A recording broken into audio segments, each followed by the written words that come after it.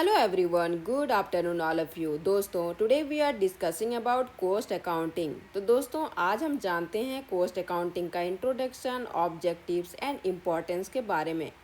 तो सबसे पहले हम देखते हैं दोस्तों इंट्रोडक्शन क्या है। तो cost accounting is a specialized branch of accounting which deals with the ascertainment, classification, allocation, apportionment, absorption, analysis, interpretation and control of cost।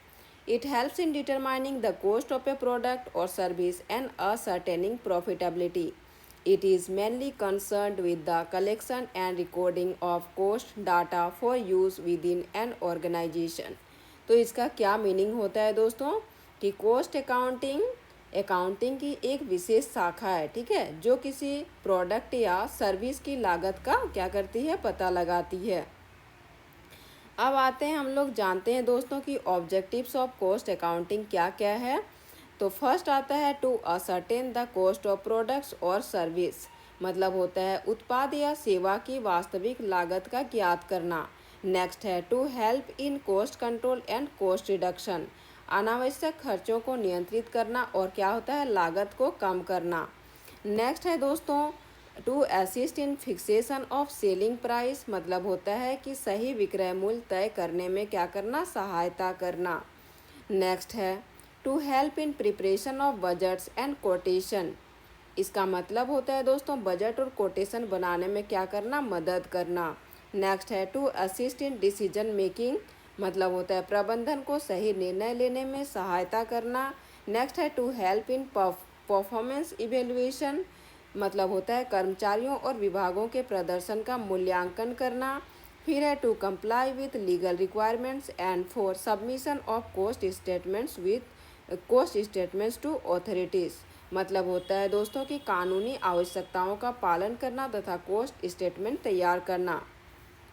अब देखते हैं हम लोग इम्पॉर्टेंस ऑफ कोस्ट अकाउंटिंग क्या होता है। तो इम्पॉर्टेंस ऑफ कोस्ट अकाउंटिंग होता है दोस्तों, सबसे पहले फर्स्ट में है helps in ascertaining the correct cost of A product और सर्विस, मतलब होता है उत्पाद या सेवा की सही लागत ज्ञात होती है।